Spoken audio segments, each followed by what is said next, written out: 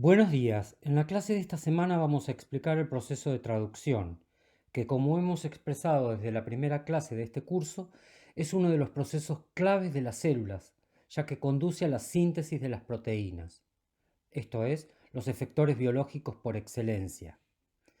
En algunos textos, el proceso de traducción y el de síntesis de proteínas se consideran sinónimos, pero en sentido estricto, la traducción permite la síntesis de cadenas polipeptídicas, que solo en el caso de las proteínas con estructura terciaria pueden ser equiparados.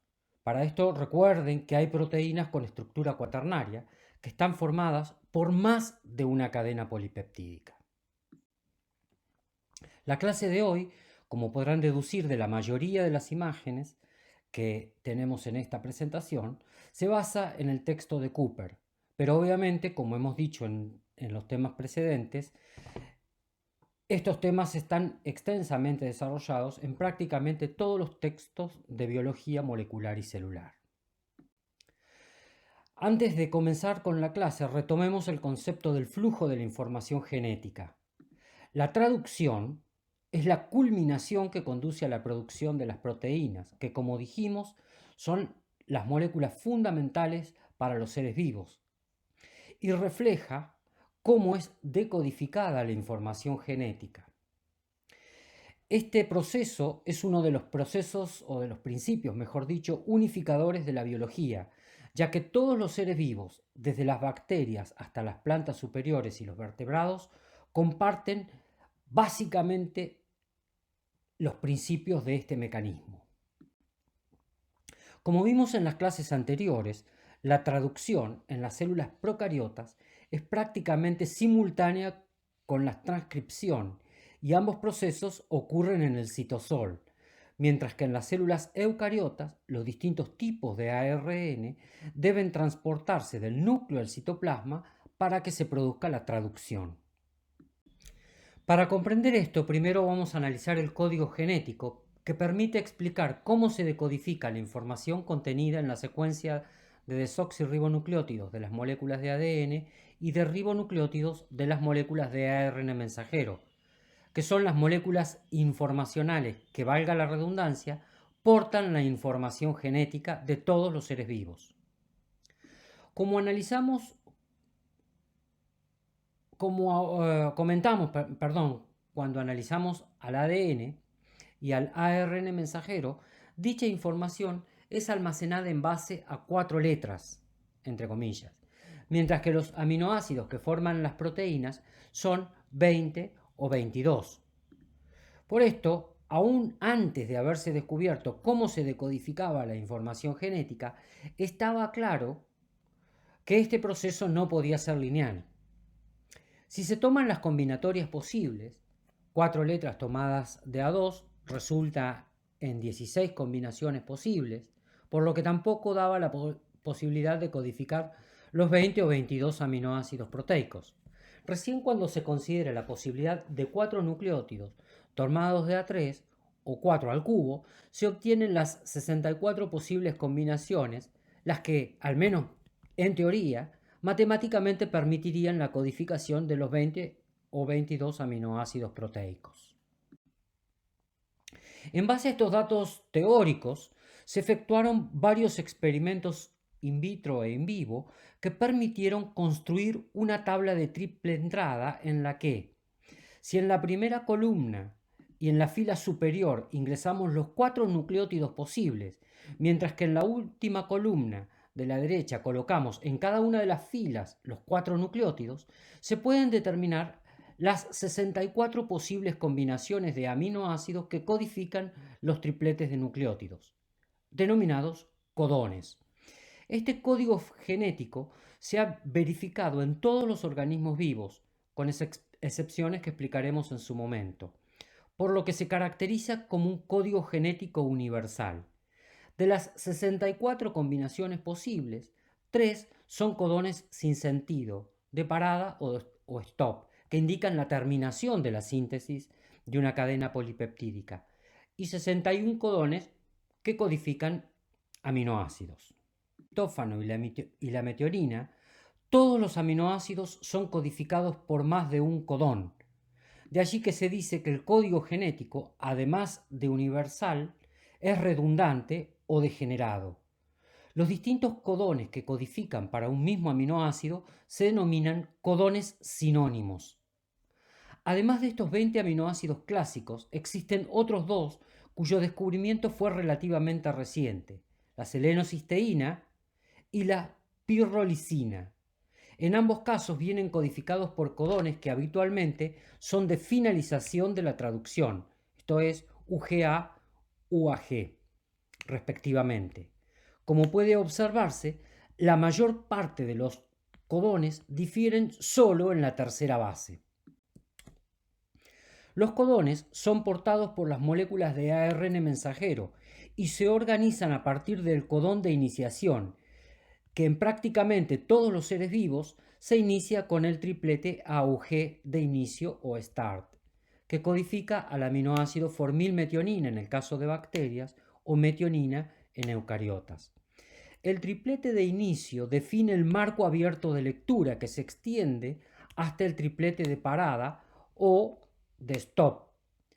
Los anticodones son los tripletes complementarios antiparalelos que están ubicados en el brazo anticodón del ARN de transferencia. La mayor parte de los aminoácidos deben poseer al menos un ARNT específico y a menudo hay más de uno para cada aminoácido. Como mencionamos en la clase de ácidos nucleicos, los aminoácidos son transportados en el brazo aceptor, que en la estructura terciaria de los ARN de transferencia se ubica en el brazo más corto de la L invertida.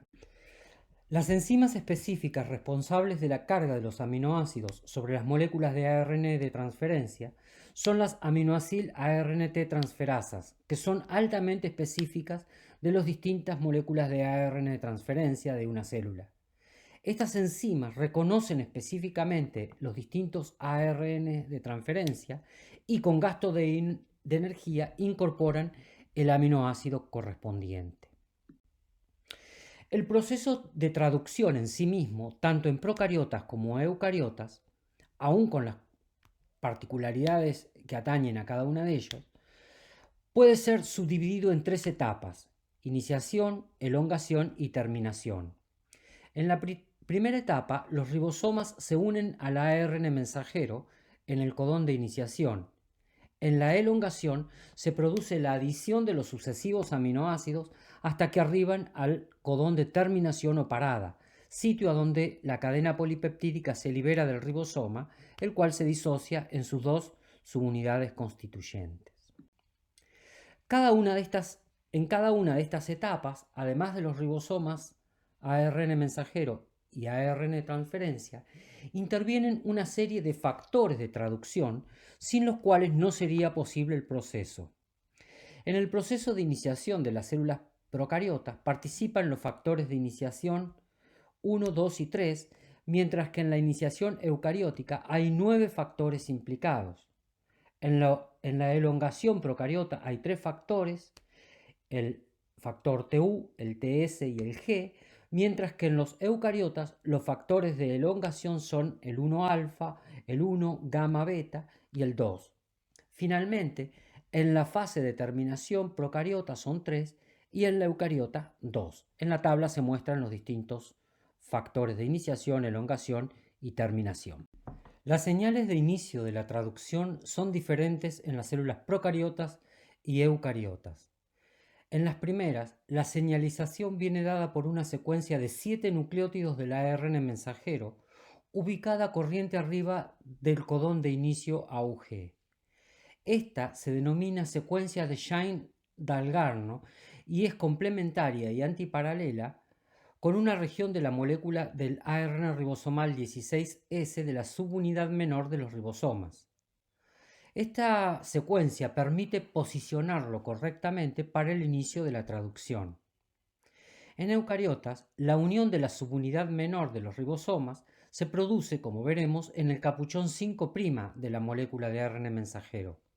Posteriormente, la subunidad menor del ribosoma se desplaza hasta posicionarse en el triplete de iniciación AUG. En bacterias, la subunidad menor de los ribosomas está unida a los factores de iniciación 1, 3 y 2. Este último, a su vez, está unido a guanosin trifosfato. Una vez que es reclutado el ARN mensajero y en presencia del ARN transferencia portando el aminoácido formilmetionina, se libera el factor de iniciación 3. Así queda ubicada la subunidad menor sobre el ARN mensajero, posicionado mediante la secuencia de Shine-Dalgarno. Recién cuando el ARN de transferencia se ubica sobre el codón de iniciación y se une, el ARNT, se produce la hidrólisis de GTP del factor de iniciación 2. Se liberan los factores y se recluta la subunidad mayor del ribosoma. Esta última posee 3 sitios que de izquierda a derecha se denominan el sitio E de exit o salida, el sitio P o peptidil, sobre el que se encuentra situado el primer ARN transferencia portando la formilmetionina, y el sitio A o aminoacil, que queda libre para el ingreso del segundo ARN de transferencia. La elongación ocurre mediante el reclutamiento del segundo ARN de transferencia, cuyo anticodón es complementario del segundo codón del ARN mensajero. Este ARN de transferencia está unido al factor de elongación T1, el cual lleva unida una molécula de guanosin trifosfato, cuya hidrólisis permite la ubicación del segundo ARNT sobre el sitio aminoacil de la subunidad mayor del ribosoma. Una vez ubicado allí y mediante la actividad catalítica del ARN ribosomal, se produce la unión peptídica entre el primer y el segundo aminoácido. El factor de elongación G, y con la hidrólisis de una segunda molécula de GTP, provoca la translocalización del ribosoma, que ahora ubica el primer ARN de transferencia en el sitio de salida o exit, mientras que el segundo ARN de transferencia queda ubicado sobre el sitio peptidil. El sitio aminoacil nuevamente queda libre para admitir la incorporación de un tercer ARN de transferencia, portando un tercer aminoácido. El ciclo se repite una y otra vez hasta que el sitio aminoacil queda ubicado sobre un codón de terminación. En paralelo, el factor de elongación TU vuelve a ser activado vía el factor de elongación TS, que genera el intercambio del GDP remanente por GTP, tornándolo activo para reclutar una nueva molécula de ARN de transferencia. Una vez que el sitio aminoacil vacío queda ubicado sobre el codón de stop o parada, se recluta el factor de terminación y se liberan las subunidades menor y mayor del ribosoma, los ARN de transferencia y la cadena polipeptídica. En las células eucariotas, la principal diferencia se da en la iniciación. Por un lado, la subunidad menor de los ribosomas se encuentra unida a los factores de iniciación 1A, 1 y 3. El ARN de transferencia portando el aminoácido metionina está unido al factor de iniciación 2, el cual a su vez transporta una molécula de GTP, mientras que el ARN mensajero se encuentra formando un complejo con los factores de iniciación 4A, 4B, 4E y 4G, además de la proteína de unión a la cola poliadenilada. Todo el complejo es reclutado sobre el extremo 5' del ARN mensajero y una vez allí se desplaza con gasto de energía hasta que el ARN de transferencia portando el anticodón, que reconoce el codón de iniciación AUG. Una vez allí y por la actividad del factor de iniciación 5 se produce la hidrólisis de GTP a GDP y el complejo se desensambla, permitiendo que se incorpore la subunidad mayor del ribosoma. En este punto el proceso es muy semejante